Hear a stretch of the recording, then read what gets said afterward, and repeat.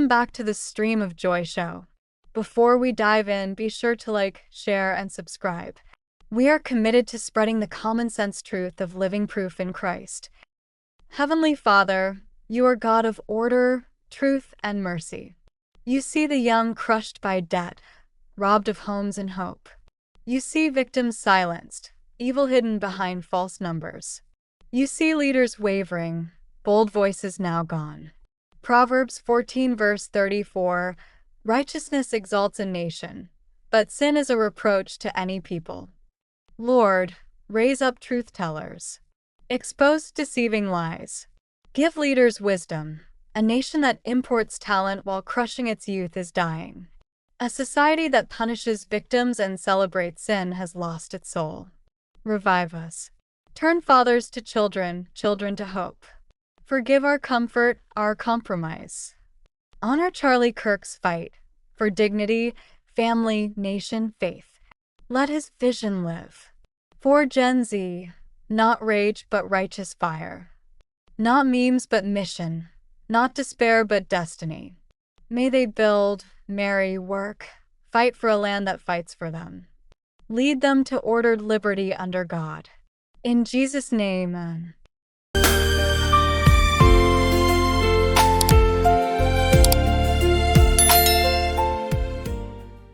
Speaking of immigration, President Trump made an announcement, or a comment, I should say, during an interview in the Oval Office with Laura Ingraham on Fox News about H-1B visas, bringing in more foreigners here to the United States, ostensibly to fill spots in our economy that American citizens don't want or aren't qualified for. And he is receiving a tremendous amount of backlash for this comment. This is what he said.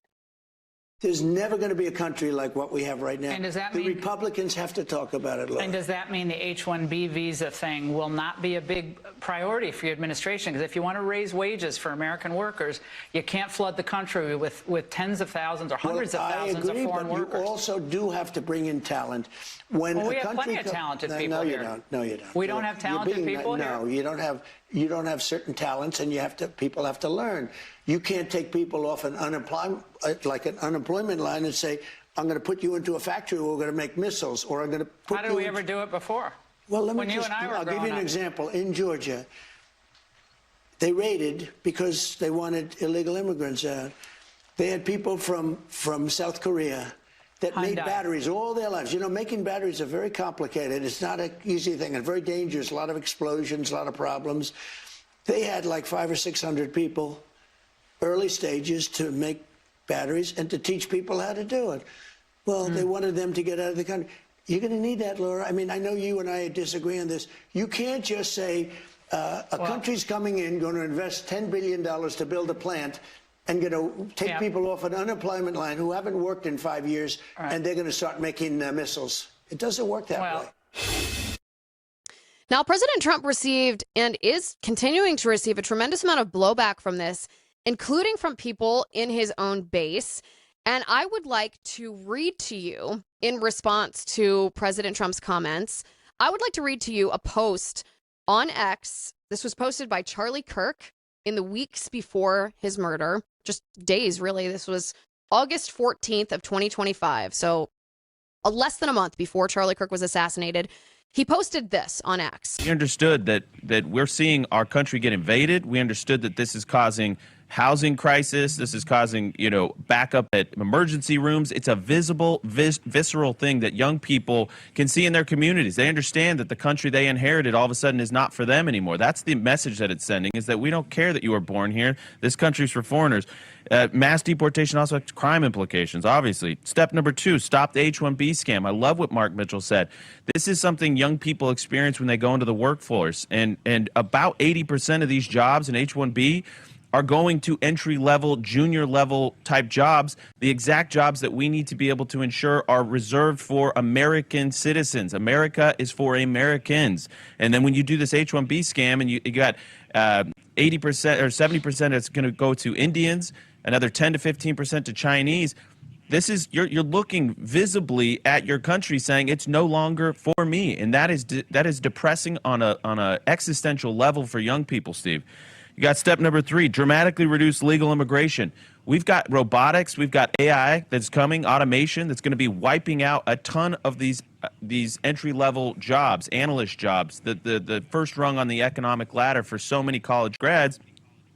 And you've got 1.2 million green cards being passed around like they're candy based on a 1990 law that we don't need anymore. This is antiquated. We do not need it. You might have said in 1990 there was a justification for it. I would argue with that. But right now, there's absolutely no justification that we need 1.2 million green cards every year. Step 4, end chain migration in the visa lottery. What good does this do our country? There's absolutely no good that it does our country. These are not people that are brought here for merit. They're not geniuses. There's no actual rationale for these people. End it immediately. Number 5, build 10 million new homes for Americans. This is key. Mark Mitchell's talking about we need visible evidence that we are putting young people first. We need visible evidence.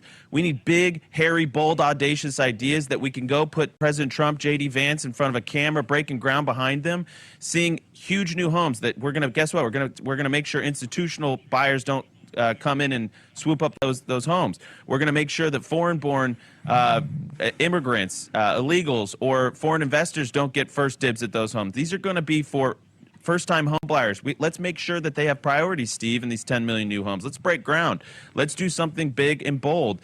And, whether it's writing off the first $50,000 of the mortgage every year till they're 35, whether it's, letting write off their whole mortgage. I don't know. Let's talk about big ideas. Let's make sure that we get young people into the housing market, because that's the first thing. And then number 6, crush the college cartel. Steve, this is huge. So many of our college grads, they don't learn the skills they need. They've been indoctrinated. And then when they get out there in $250,000 worth of debt, and what does that debt do? It pushes off family formation. It pushes off getting a mortgage. It pushes off those conservatizing life events. We call them the 3 M's on the Charlie Kirk Show. That is marriage, mating, and mortgage. Marriage, mating, and mortgage. Even the Brookings Institute acknowledges that when young people do those 3 M's, they become conservatives. They start voting the way we want them to. And so this is an existential crisis with our young people. They don't believe in the system. They don't believe in the republic, and they need leaders that do bold things and put them.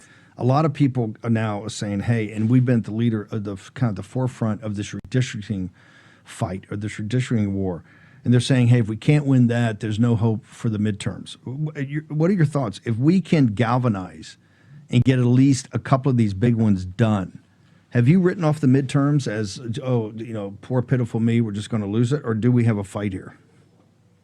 No, Steve, you and I have talked about this recently, actually, the importance of this redistricting fight. And I appreciate you leading the charge on that. You've got California v. Texas at this point, and my concern is that those would basically equal each other out. They'd be out equal in the wash there. But my concern there is that the Texas maps rely heavily upon the Hispanic vote, and you mentioned galvanized. Well, if we don't deliver, if the economy doesn't deliver, if we don't see some of these policies actually materialize, and we don't message effectively on it, then we could lose the Hispanic vote, and we could go backwards on that to 2016, 2020 levels, in which case some of those House seats in Texas are up for grabs again, and we have to be very cognizant of that. So we need states like Indiana, we need states like Nebraska and Kansas and Florida, we need Ohio, we need all of those states to get on board and see the urgency. We have not written that off.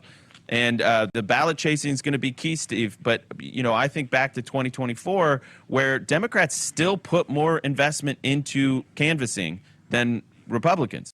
But why did it not work? Because they had a terrible message and a terrible candidate. You can only do so much through canvassing and ballot chasing, as we call it. It's critically important, especially since we sort of, with this realignment under Trump, now we have the low propensity party, and we need to chase those ballots. That's key. But if we are not galvanizing the electorate, they're gonna close the door in our face. They're not gonna listen. They're gonna throw whatever door hangers you put on their door, or pamphlets or literature. They're gonna throw it in the trash, just like they were doing with Kamala. So it's not an either or. It's a both and. It's a 1+2. In politics, there is no silver bullet. You just have to do the work, and then you have to deliver the goods.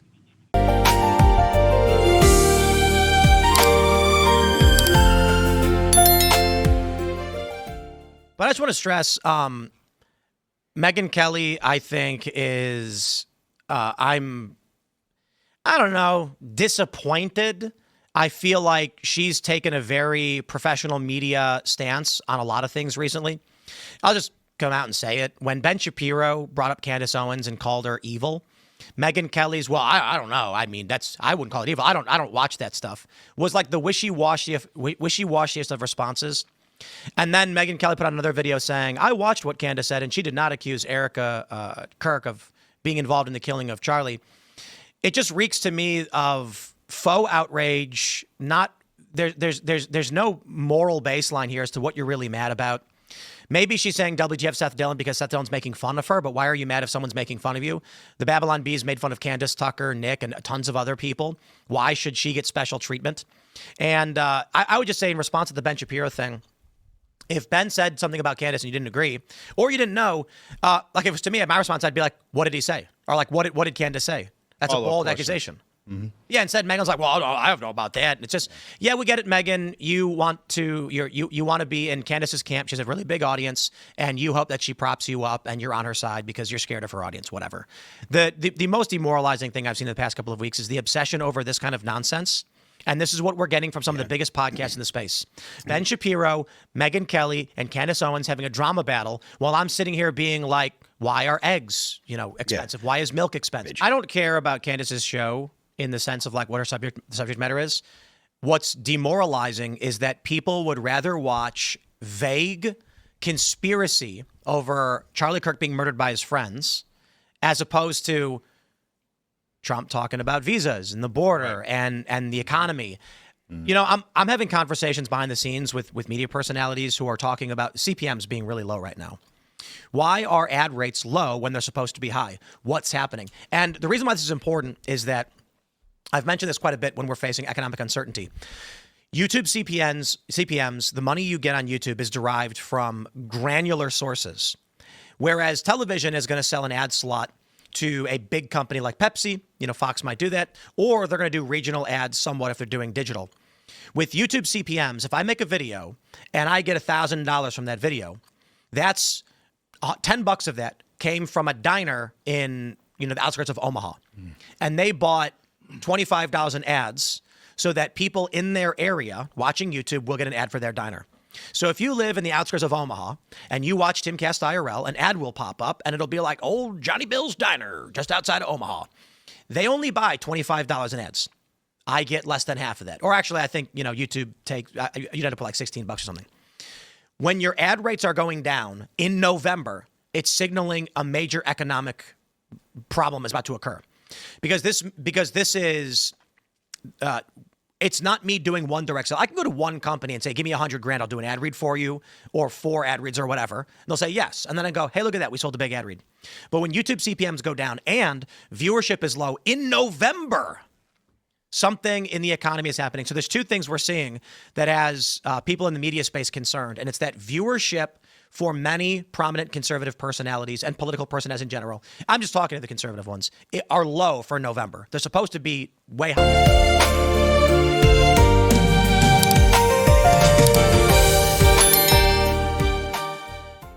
Sharia law is bad, Seth. I don't know if you've heard that. It's bad. It's worse than what's happening in New York and Detroit. It's just bad. But you should know, Seth, that the real danger is Sharia law. Sharia law. And you can tell when you go to a place like Abu Dhabi or Riyadh, like, oh man, I hope we don't ever wind up with a society like this with a rape rate of 0, where you leave your keys in your Lamborghini and don't ever worry about it being stolen. And, if people want to get wasted, they do it at home. You know what I mean? Yeah. I don't. Oh boy, I hope we don't wind up with that. Mm-hmm. The question is why? Why are we doing this? Why are we so opposed to Nicolas Maduro? So if you ask someone on the street, random person, why are we against Nicolas Maduro? The answer you're going to get is, who's Nicolas Maduro?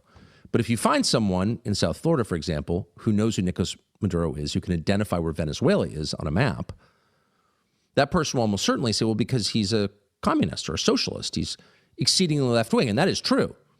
Nicolas Maduro and his government are very left-wing on economics, not on social policy, by the way, which is kind of interesting.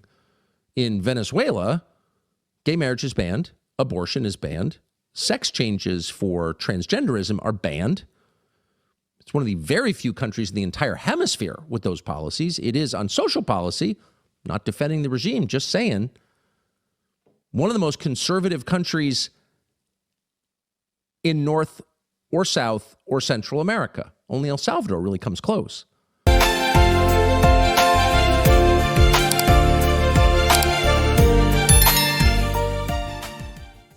I used to be pretty woke. I had the TDS, the Trump derangement syndrome. I thought everybody who voted for Donald Trump was a racist. All that changed when I encountered a Yale study in 2018. The study found that there was a difference between how white liberals and white conservatives talk when they talk to black people. And when I saw the headline, I was jubilant. We got 'em. That's what I thought. Turns out the opposite was true. The study found that when white liberals talk to black people, they do something called presenting lower competence. They dumb down their vocabulary using fewer syllables than they do when they talk to white people. And white conservatives don't do this. I remember seeing the study and thinking with horror, and we liberals call conservatives racist? What could be more racist than the patronizing view that black people need to be protected from our big vocabularies?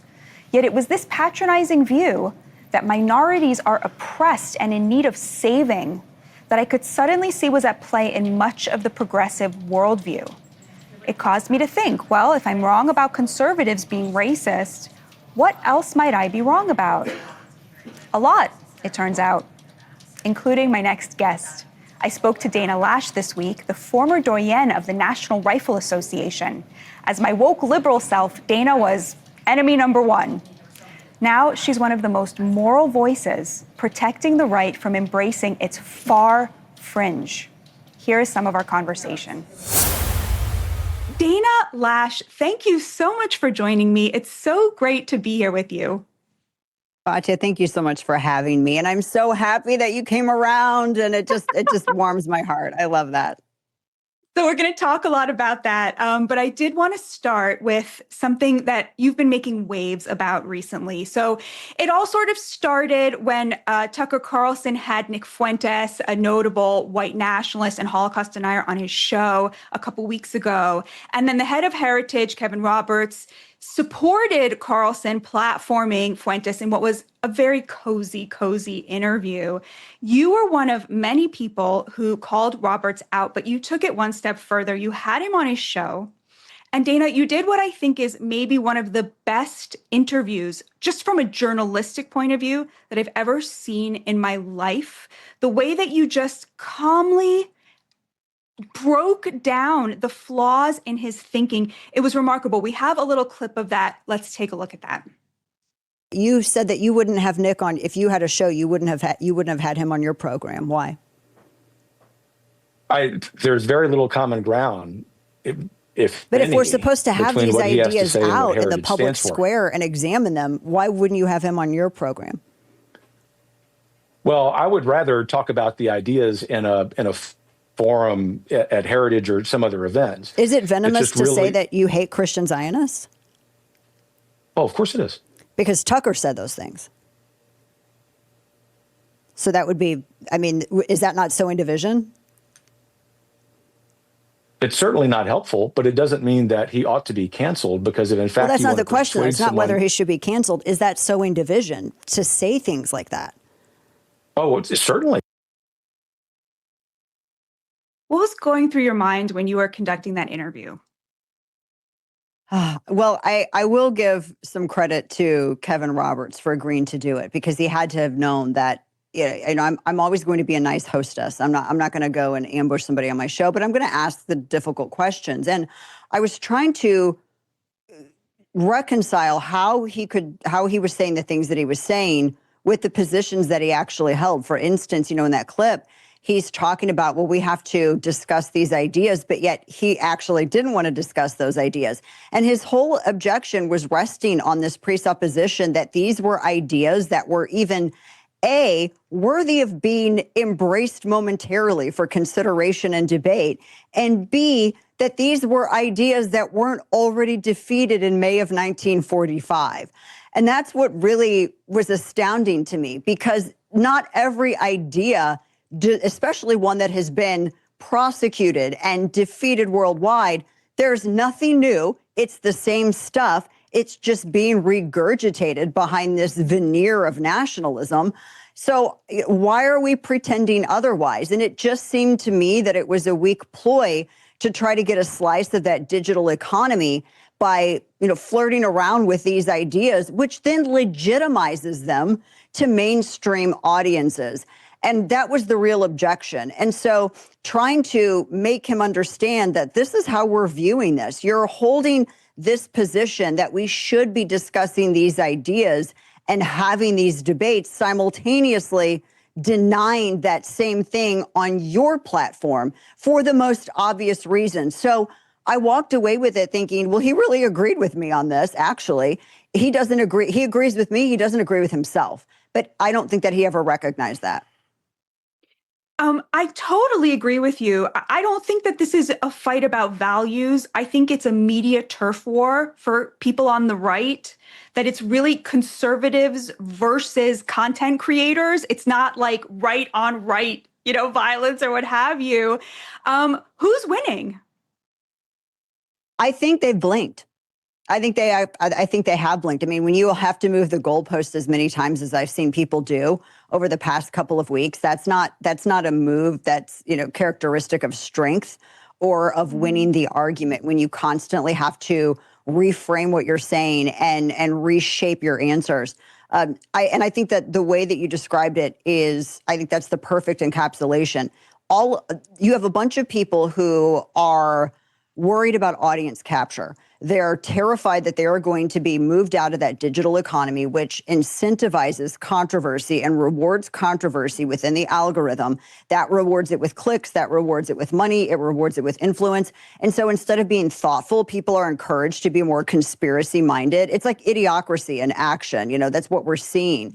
And I had a really interesting conversation a couple of months ago with my friend Brent Bozell, who is over at Media Research Center. And he made a great point in that a lot of what we're seeing with this content that's, being, pushed online is that there's not an intellectual mooring. And that's the difference between a lot of what we're seeing now and what we've seen with open and free discussion previously, like in 2010 and even before then. There's always been this intellectual mooring. There's always been this smart place that everybody can kind of, rope off on. And, you can have these debates, and that's absent in a lot of this. I mean, it's just brain slop. I mean, are we seriously going to sit here and talk about chemtrails, for crying out loud? Are we going to seriously entertain the idea that Stalin is worthy of admiration? I mean, these are barbaric ideas that were promoted. The idea of that somehow Hitler, like you can be Team Hitler. These are barbarian ideas that have been defeated in the court of public opinion over and over again, and there's no reason to go and dig them out of the grave now and repurpose them for the purpose of dividing the right. And that, Batya, that's what all of this is about. It's twofold, actually, maybe even three. You have the fight over the digital economy. You have the power jockeying already underway to try to get something in place after Trump's influence wanes when he terms out. And then, of course, you have this division between the United States and one of our greatest allies, and also dividing the right so that you can further destabilize culture in the United States. And there are a lot of people who are too busy navel gazing to pay attention to that psyop, and they're getting hooked, line, and sinkered by it. How do you personally protect yourself from audience capture? I mean, you're also a content creator. I think when I got started in broadcasting, I started on October 28th, 2008. So it was right when live streaming was exploding and digital was, really taking off. Social media was taking off. We had the Tea Party. And so there wasn't that incentive to be conspiracist. There wasn't really any reward for that. I mean, people were thought of as like kind of hokey if they traded in that. And then it started changing as social media changed and the algorithms changed. And I think it helped to have my audience built up over, the span of like 10, prior to that, all of that, 10 years. And they knew what to expect. They knew that there was a consistency. I mean, I have been on air every single day for 3 hours a day not starting in 2008. That was 1 hour on a Sunday. Then I went to every day. But I have such an insane body of work that's out there. And it would be really easy to go through all of it and pick apart any inconsistencies. But I think remaining consistent, because again, it comes back to where are you moored? What ideas do you really believe in? Because your ideas are not anachronistic. You either believe in something or you don't. Time does not reshape the principle. And I think it's really important to adhere to that. And I think that, and having gotten started before the clickbait incentivization really was helpful. And I'm not a joiner, so I think all of that kind of contributes. So it's so amazing for me to be talking to you because I can still remember what it felt like to see your visage and think she's the most dangerous woman in America. And of course, now I look at you and I hear what you're saying. I admire you so much for these principled stands that you're taking. I guess my question is, what was it like representing the Second Amendment for so long? And being seen by a bunch of doofuses on the left as the face of everything that's wrong with this country. How did you deal with that personally? And how do we get past that kind of polarization? That's a great question. And I think, with the Second Amendment too, everybody who believes in self-defense really is the face of it.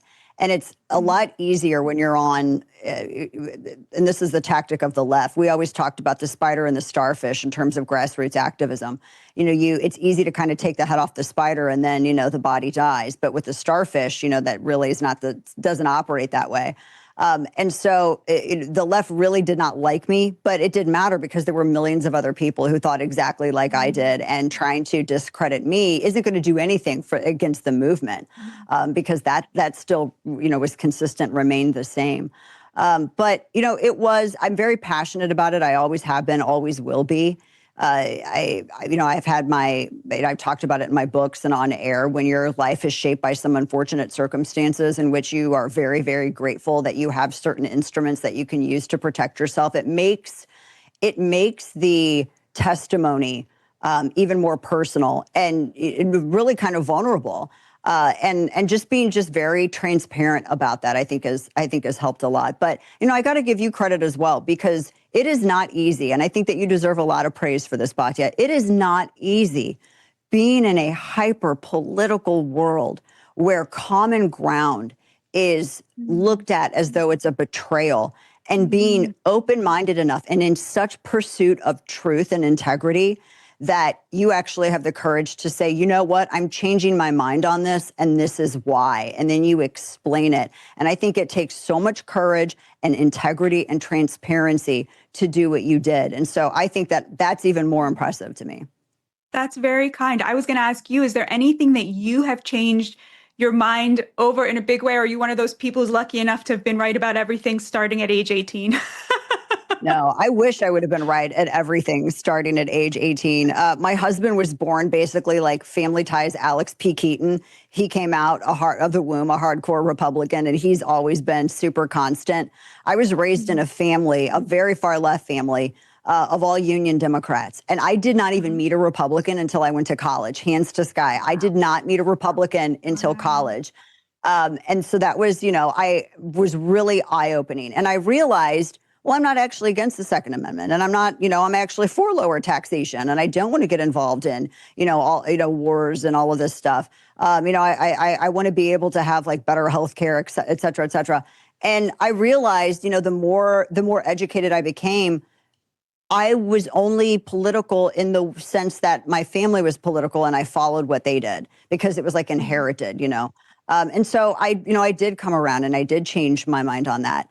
When I had my kids, I really changed my mind on a lot of other things culturally as well, as it pertains to third and fourth wave feminism and, this dogged pursuit of men that we had for the past 20 years, which has now led to this very unfortunate circumstance of disaffected young men now.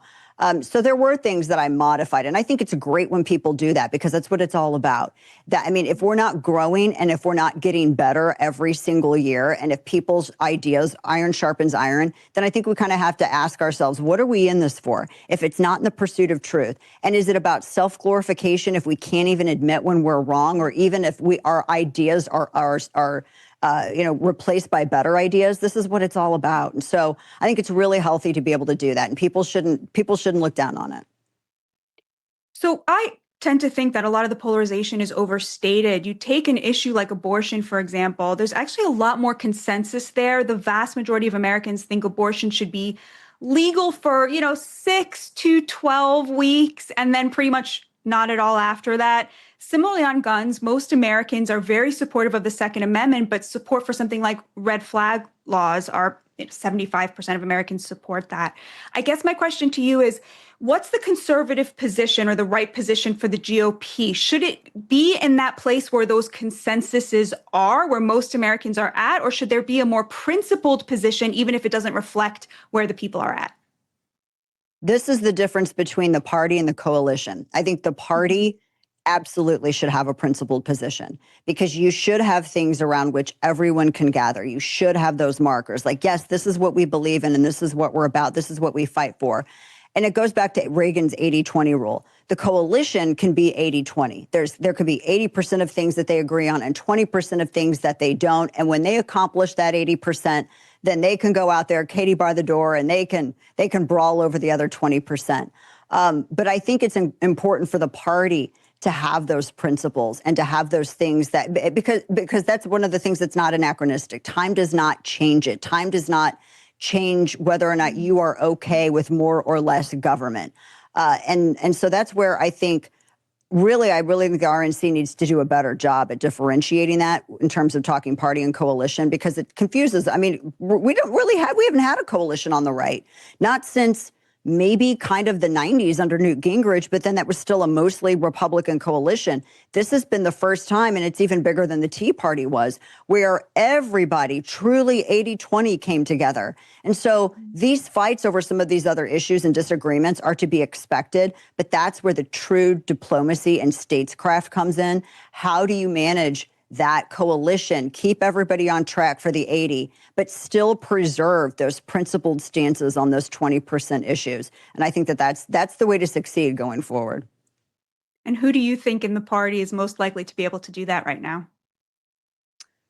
Goodness, I don't know. I have some of my favorites. I don't want to show too many of my cards before 28. I kind of want to see where everything kind of pans out. But I do think we have no shortage of good candidates. We have some really good people on the right. I look at the left and I'm like, why haven't you all, why didn't they get up and nurture their young guns? It was like when Barack Obama left the White House, he took all the air out of the room with him. And now you got Jack Schlossberg, who just came up with one of the most unfortunate slogans of a campaign I've ever seen in my life. I don't even know if I feel like dirty saying it on air.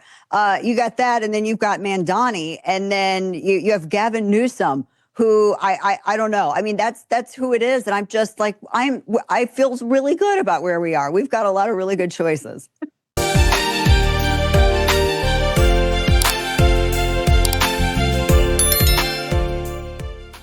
And so much negativity in the last couple of months with violence, not just what happened to Charlie, but I think violence in our whole country. There's been upheaval. And we tried to come out there last night to do something that would highlight something positive, something good, to show that there's still goodness in the world, to show that there's still a chance for redemption, even in many cases. And so, look, we had 3,000 shirts. We had no idea if that was, people would want them, if we could even get 3,000 out. We handed out all 3,000 in just 1 hour. You needed more. We ran out. We completely ran out. And look, here's video of you doing just that. Talk to me about the fact that you chose to come to one of, if not the most progressive, liberal left cities in the country, just elected a socialist mayor, and yet you came in here. Well, look, here's what it is, right? We're either going to get MAGA or we're going to get Marxism. And Charlie talked about that a lot. He talked about Mandami-nomics. And New York City at the same time, look, there's the Freedom Tower here. There's obviously the 9/11 history. And we came in because we said freedom is not going to go away. Freedom is going to fight. That's what Charlie Kirk stood for. New York City is America's most iconic city. And I say this as a Philly guy, that it is the greatest city in America. It just is, right? Sorry, Dad. But good history. But it really a great history. Talk about freedom. Talk about America. But freedom is going to fight.